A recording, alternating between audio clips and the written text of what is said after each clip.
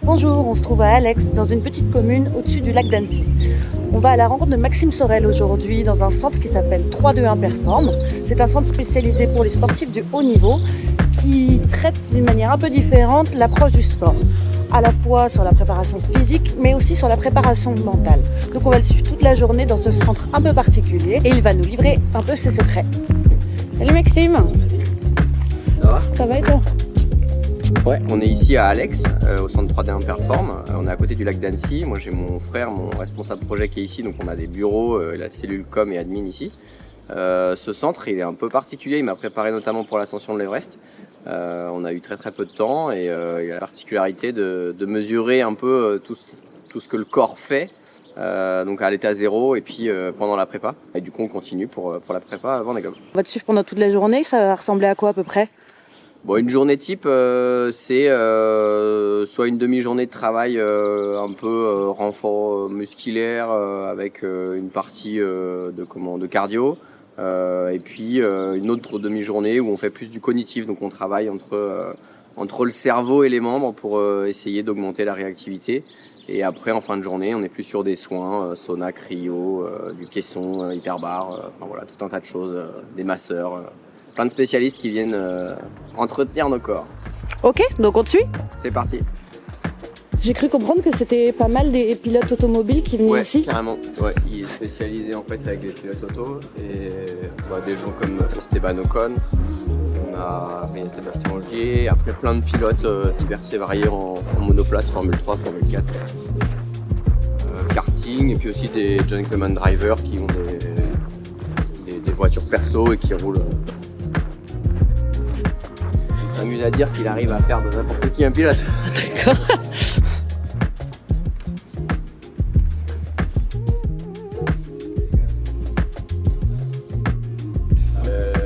Du coup, moi je me change. Ouais. Et après, on va monter. Ok, ça marche. Je t'attends là.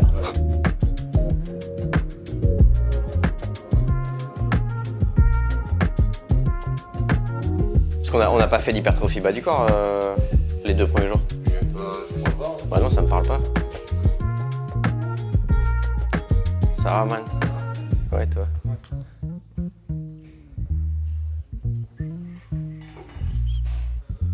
Faut mettre de la graisse sur le vélo là. On maintient, mais comme je te disais, principalement des mouvements très guidés. Ok. Tu vas mettre un poids trop lourd. Ok. Chest press, c'est léger. Tu vas venir prendre tes poignets ici, un pied devant, un pied derrière, le droit toujours. Tu sors la poitrine. Écarté dorsaux là, c'est pareil que. Dorso, je te conseille de mettre résistance 3, 4. Toi tu le fais comme ça toi? C'est ça hein? Alors oui, les pieds écartés largeur du bassin, mais oui. C'est toujours le directeur du centre qui va décider des thèmes de travail que lui va devoir mettre en place. Et là, par exemple, pour la séance d'aujourd'hui, il va avoir une séance d'hypertrophie, donc prise de masse, prise de volume, axée sur le haut du corps. Du coup, il va avoir des exercices, principalement d'isolation pour aujourd'hui, dû au fait qu'il a eu une séance un petit peu différente hier. Il a des séances en ce moment qui sont relativement pour le développement des qualités générales, on va dire. Développement des qualités de force, prise de masse, prise de volume, il va avoir développement des qualités d'explosivité, il va avoir un travail de gainage, développement des qualités d'endurance, de vitesse, voilà. Des choses assez générales et à certains moments il va rentrer dans un travail un peu plus spécifique à son activité. Mais là il est plutôt dans une phase de développement. T'as vu sur la montagne? Bon, je préfère m'entraîner dehors, hein, j'avoue, mais clairement la salle reste obligatoire. Mais tu vois, quand tu vois le gain que tu fais à faire ça, finalement tu t'y prends du plaisir quoi. Ouais. Il est énorme. C'est impossible de bosser sans faire de salle de sport, tu vois. De bosser efficacement, c'est impossible. Mais en fait, tu prépares déjà l'après avec ton sponsor? Bah, c'est quand même mieux, ouais. Sur le dernier Vendée Globe, tu vois, il n'y avait rien de validé avant. Bon, après, on était 3, hein, donc tu fais pas le même Vendée Globe quand tu sais que ça continue ou. Tu dis que vous étiez 3 à travailler sur ton dernier Vendée Globe. Là, vous êtes beaucoup plus nombreux, mais ta préparation a aussi changé. Ouais, carrément. Enfin, on n'a pas le même bateau. Là, on a un bateau beaucoup plus exigeant. On a aussi envie de performer différemment. On avait un bateau d'ancienne génération en 2020, donc forcément, tu te prépares pas de la même manière. On était très très focus sur comment finir le Vendée Globe, chose qu'on a réussi à faire. Maintenant, c'est finir et très bien finir, quoi. C'est aussi des moments de vie qu'on a identifiés avec Xavier qui est ici. Comment améliorer la plupart des postes de travail, quoi. Quand tu peux pas manger, pas boire, pas faire tes besoins, c'est juste du vital ou pendant 75 jours, c'est pas possible, quoi. Tu vois, sur le bruit notamment, le bruit à l'intérieur. Moi, je déteste avoir un casque qui t'enlève toute notion de ce qui se passe dans ton bateau. Et du coup, on essaie de développer des choses pour être un peu plus isolé de ce qui se passe, mais quand même être connecté au bateau, quoi. Non, c'est quelque chose qu'on aura à bord qui fera que on entendra moins les sons du bateau. Mais donc du coup, tu te reposes mieux et tu es moins soumis à tout le bruit. En revanche, tu entends quand même les bruits qui sont importants à entendre, quoi, pour la vitesse, pour la sécurité. On a pas mal bossé sur le poste de veille, la bannette, pareil. J'ai fait la route du Rhum sur le même matelas que celui que j'avais dans mon ancien bateau, et en fait on s'est rendu compte que c'était pas possible. Je suis arrivé éclaté complet en 12 jours. Je me dis putain, s'il faut faire 70, hein. C'est chaud. L'entraînement physique se poursuit, avec alternance de gainage et musculation. Pour la partie cardio, Maxime s'en occupe. Il a déjà prévu de participer à plusieurs trails cette année, dont la CCC en septembre prochain, la petite sœur de l'UTMB, un petit trail de 100 km avec plus de 6000 mètres de dénivelé.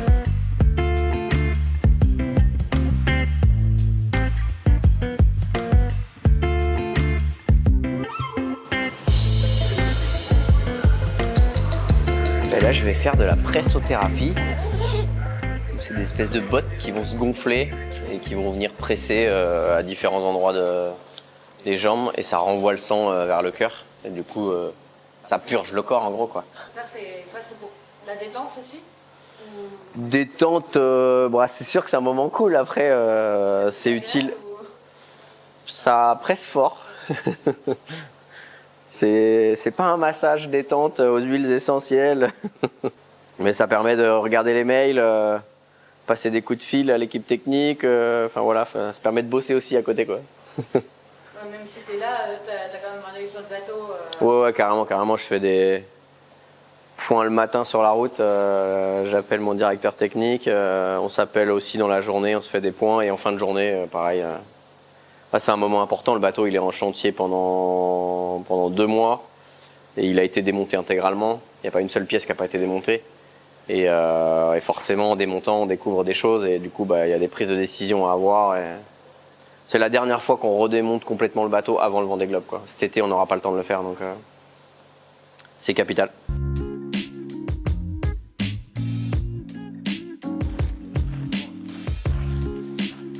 Pour le déjeuner, ça se passe dehors, dans le petit village voisin. Ouais, les athlètes en stage et le directeur du centre partagent leur repas au restaurant. Un moment convivial qui permet également d'échanger sur la discipline de chacun, majoritairement des pilotes automobiles. C'est l'entrée, ça? Non, mais je te dis hier, je me suis fait.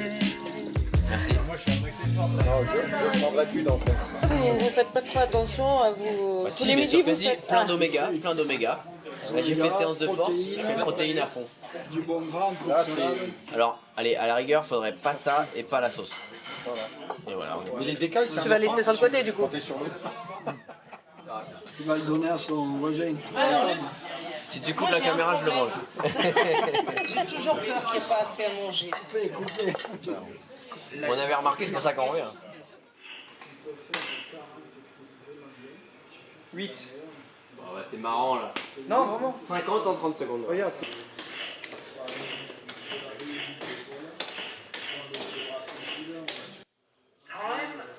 Ouais, alors tu vois. Quoi? Tu vois que t'es pas une machine. Tu vois qu'il faut que tu t'entraînes. Rappelle-nous ce que tu fais déjà. Moi, je fais l'Eurocup 3. La Formule 3. Ouais, la Formule 3 européenne.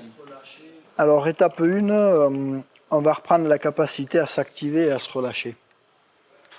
Ouais. Donc, on s'active rapidement à un niveau de vigilance supérieur, vite et précis. Ouais. Et puis après, rapidement, on accède au relâchement et à l'économie énergétique.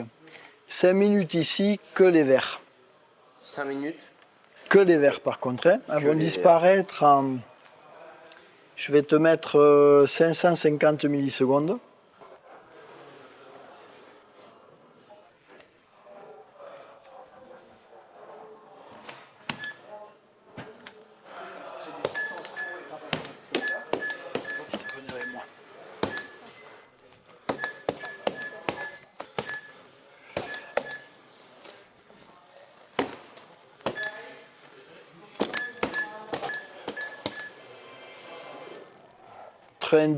Cibles sur 425.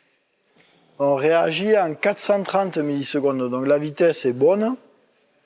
C'est d'être précis à cette vitesse-là qui parfois manque un peu, ça pêche un peu. En gros, c'est d'adresse là qu'il faut développer. 430 millisecondes partout. Sur toutes les parties, tous les angles, C'est ça là. tu perçois, tu réagis à la même vitesse. Donc ça, c'est super équilibré. J'ai fait un rouge. C'est ça, top. à un moment donné. Une petite Non, erreur, c'est ouais. celui-là. Tu réagis en 350 millisecondes en fait. Donc, probablement, tu as lancé la main, tu ne pouvais pas l'arrêter. Ouais. 350, c'est vite. Hein. Bon, allez, ok, on le garde en mémoire, on va se relâcher maintenant. Allez, donc on se donne 5 minutes pour être le plus bas possible en tension. Mental, physique. Tu prends des process dont tu as l'habitude, où on essaie de respirer. Tu respires en rectangle. Ouais. Tu fais quoi, 3-6 Ouais, c'est ça. Ouais. 3-6, et tu relâches les muscles en partant du haut vers le bas. Voilà. On ne juge pas les pensées, on ne leur donne pas de sens, on laisse aller. Allez, c'est parti. Les images les plus dynamiques qu'on sera amené à faire.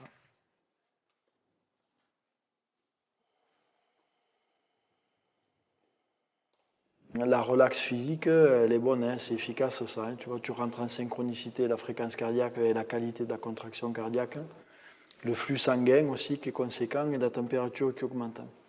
Après, on est peut-être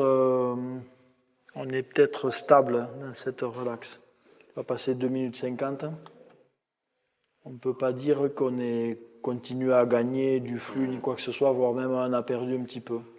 Comme on évalue des taux de cortisol, ben ça nous donne un indice de comment tu arrives à lâcher prise mentalement et à récupérer de l'influx. Ça, il le mesure du coup dans le sang?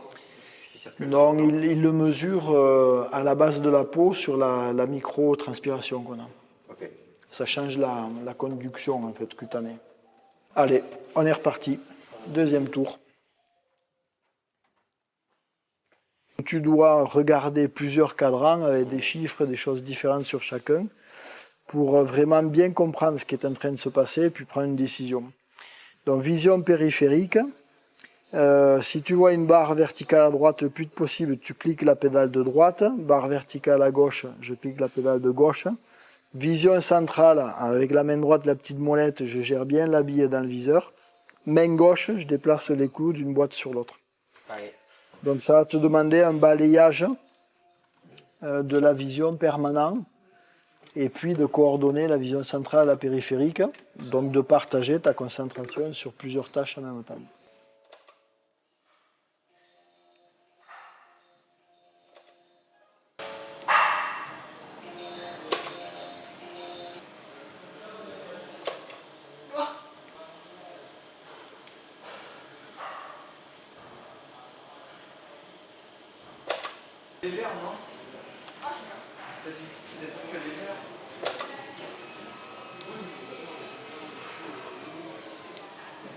T'as vu que les trous, tu les vois pas bien en fait, et mettre la petite aiguille dans le tout petit trou qui est difficile à voir, c'est pas simple. En plus, tu dois suivre sur l'écran, et là, t'as des barres où tu dois appuyer sur les pieds. Donc. T'es un peu confronté à ce genre de situation sur le bateau? Ben oui, en fait, t'as un bout dans les mains, es en train de regarder ce qui se passe dehors et en même temps, tu regardes les chiffres pour voir ce que tu es en train de faire. Donc oui, clairement, c'est un plus. Ouais. Ça, c'est efficace. 181 degrés 5 d'ouverture, donc la vision périphérique, elle a été top aussi. Tu n'as pas manqué grand-chose sur les côtés, dans la vision latérale. 620 millisecondes, le temps de réaction quand l'information vient sur l'œil gauche. Ça, il faudrait qu'on gratte 100 millisecondes. Le circuit, c'est rapide et tout de suite, précis tout de suite, avec les mains, avec les pieds, réguliers, efficace. Donc l'idée, c'est de trouver la bonne quantité de vitesse dans laquelle vous placez, sans jamais aller au-delà pour faire un effort. C'est bon.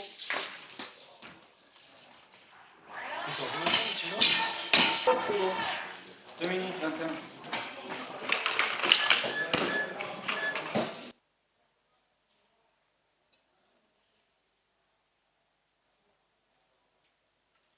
Super. Merci pour les clous.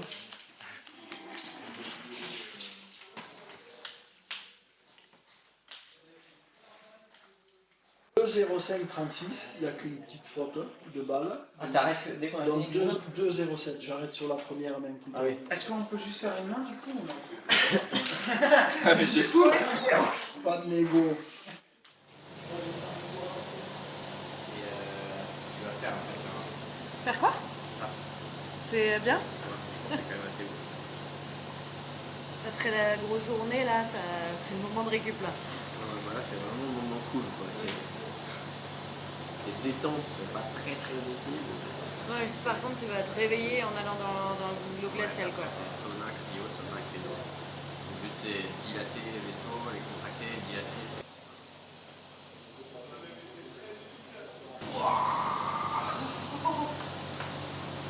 Combien de degrés? 8,6.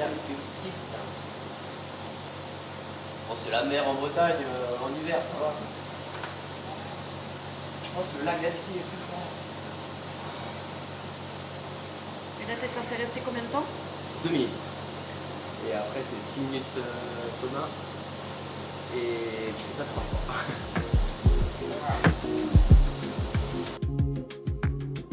Fin de journée, c'est fini pour toi la préparation physique, là? Ouais, bah ça c'est la fin d'un stage. Je vais continuer là jusqu'à la prochaine course fin avril.